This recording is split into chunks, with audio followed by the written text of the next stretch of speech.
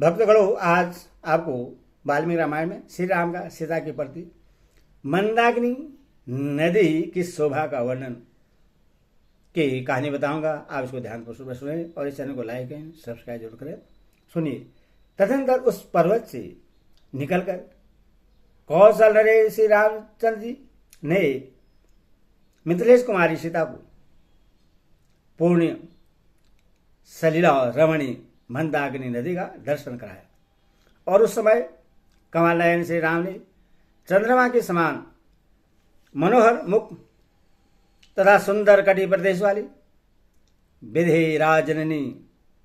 विधिराजननी नंदिनी सीता से इस प्रकार कहा, प्रिय, अब मंदाकिनी नदी की शोभा देखो।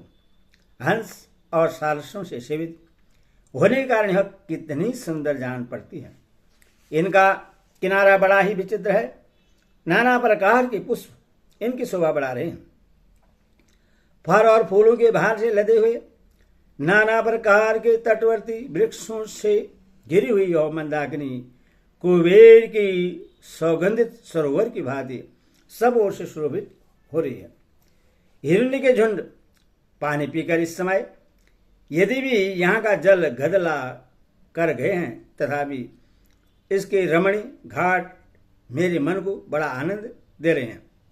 प्रिय, वह देखो, जटा मृगचरम और वलकल का उत्तरी धारण करने वाले महर्षि उपयुक्त समय में आकर इस मंदाकिनी नदी में स्नान कर रहे हैं। विशालोचने, ये दूसरे मुनि जो कठोर व्रत का पालन करने वाले हैं, नैतिक नियम के कारण दोनों भुजाएं ऊपर उठाकर सूर्यदेव का उपस्नान कर रहे हैं।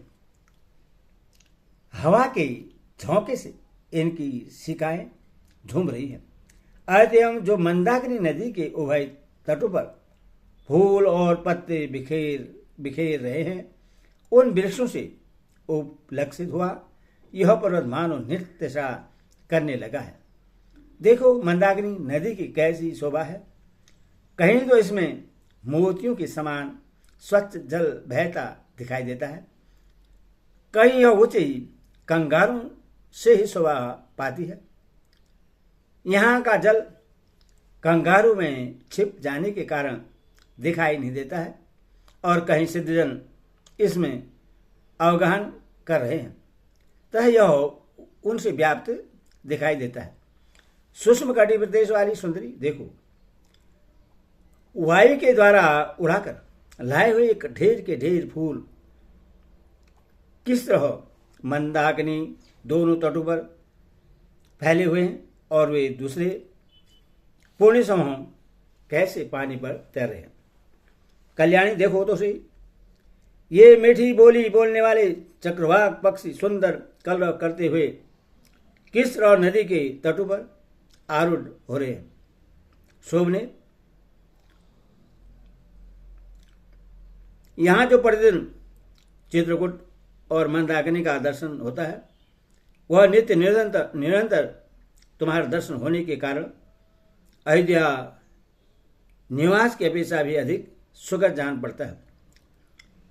इस नदी में प्रतिदिन तपस्या, इंद्रशयम और मनोनिग्रह से संपन्न निष्पाप सिद्ध महात्माओं के अवगाहन करने से इनका जल विशुद्ध होता रहता है। चलो, तुम भी मेरे साथ इसमें स्नान करो।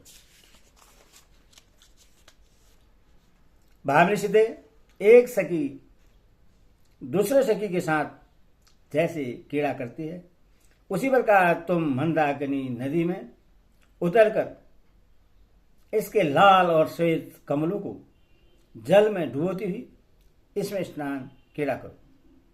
प्रिय, तुम इस वन के निवासियों को पूर्ववासी मनुष्यों के समान समझो। चित्रकूट पर्वत को अयोध्या के तुल्य मानो और इस मंदाकिनी नदी को सरयू के सदृश जानो।